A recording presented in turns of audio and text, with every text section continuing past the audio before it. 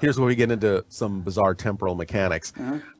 Because from Bashar's perspective, everything really does exist at the same time, but he understands we're perceiving things a little bit more linearly. So he's expressing this in a linear fashion in the way we think of time. He's saying that he would be considered about 300 years in our future. Oh, that's However, he's also saying that because he exists in a parallel reality, another alternate dimension, his reality vibrates, for lack of a better term, 10 times faster than ours. So evolutionarily, they're actually 3,000 years ahead of us. Oh, I see. In their civilization. But in terms of how we would relate to them in our linear sense, he says we would think of them as about 300 years in the future. Yeah. I mean, even if he weren't you, there are civilizations, I believe, that are functioning on different levels or dimensions that we would consider to be thousands of years ahead of ours. You know? Yes, absolutely. Yeah. So, I mean, does he ever tell you how things have turned out? What's happening with climate change? Well, see, this is where I'm saying things get a little bit odd in temporal mechanics, because he's saying there's no such thing as a prediction of the future. There are an infinite number of probable future realities, and depending on the decisions we make in the present, then it determines which future probable reality we choose to experience. But they all exist at the same time. Now, he can sometimes look at the energy that exists right now, which is basically what he's saying a prediction is. It's not a prediction of the future. It's a sensing of the energy that exists at the moment the prediction is made. And if that energy doesn't change course, then it might have a high degree of probability of coming to pass. If it does change course, then of course another probability will come up. So that's always in fluctuation. He has from time to time, on very rare occasions, said, all right, I'm sensing right now that there's something going on in your collective society that has so much energy and so much momentum behind it for one reason or another that it seems unlikely that it's going to change. But this happens very rarely. It has to have a lot of momentum and a lot of energy behind it. And one of the ones I can point to is I know that there is actually a recording that exists that was made at a session, I think in 1998, where he did say that somewhere around the year 2001, there would be a terrorist attack in New York City. That came to pass. So the only reason that that was possible to be made by him as a prediction is, for some reason, when he scanned all the different probable timelines, it seemed relatively inevitable that we were heading down that path somehow. And so he felt it was unlikely to go into any other probable future reality. So that's kind of how it works for them. There are some other generalities that he said, yes, I can see this has a high degree of probability of coming to pass, but he'll never say this is an absolute. Because once you actually let someone know where the energy is going, we could decide to change it. So in a sense, a prediction can actually make itself obsolete just by becoming known. Yeah. And there's all those sci-fi movies about, going back and changing something in the past, and, your parents aren't born as a result. Yeah, from Bashar's perspective, it doesn't really work like that.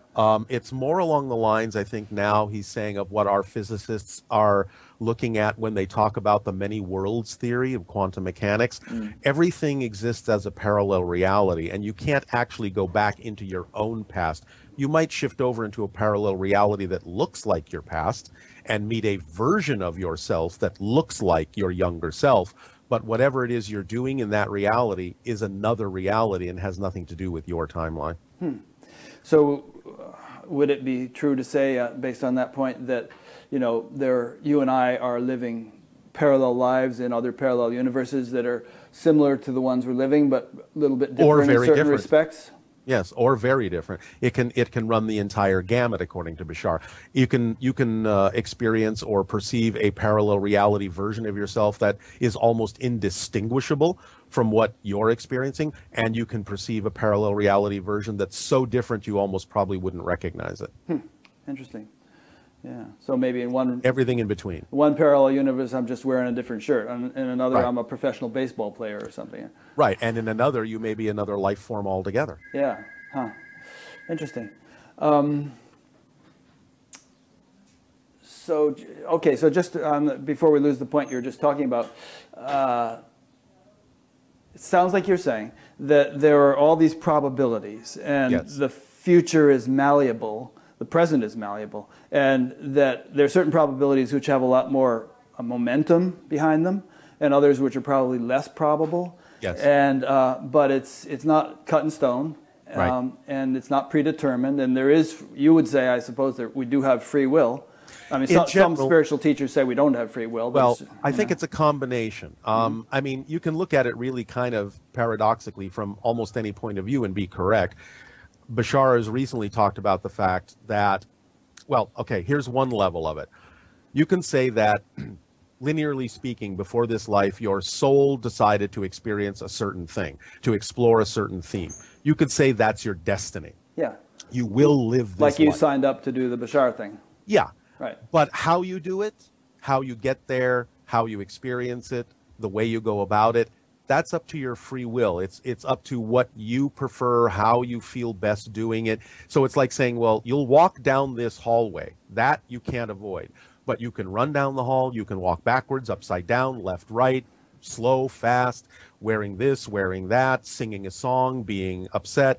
How you do it is your free will, up to you, but you will walk down that hallway. Yeah. So he's saying, from that perspective, there's a combination of the idea of destiny and free will working hand in hand to create your experience.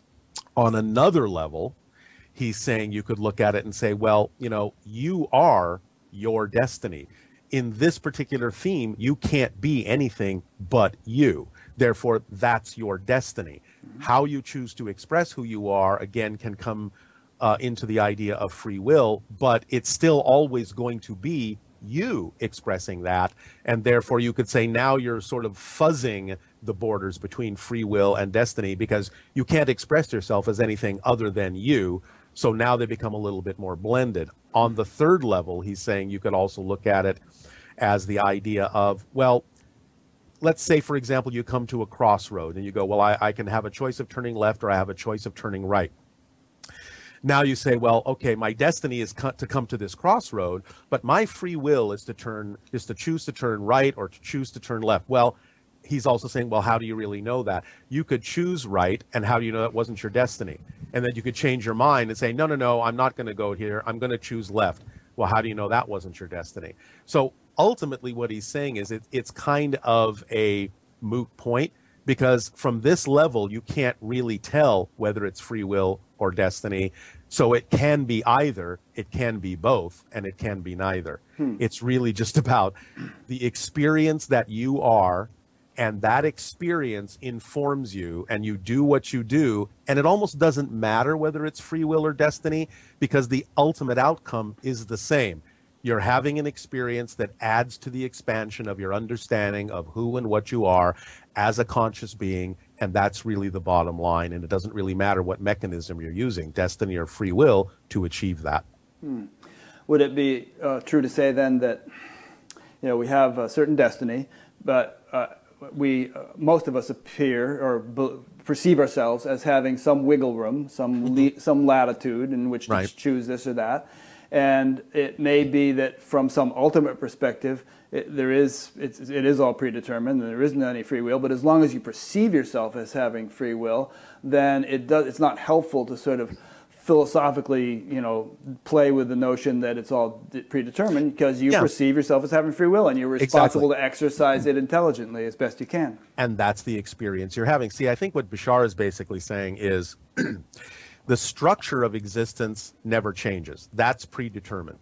But your experience of the structure is what changes, and that's the idea of your free will, is you can experience the structure, the destiny, from any perspective you want to, and as an experience, it's real, but it may not necessarily be representative of the fact that the structure already exists and never changes. So you're using a structure to create different real experiences of that structure, and it's the experience that matters, because that's what creates change. That's what creates growth. That's what creates a difference of perspective, whereas the structure never changes. So it's kind of both in one.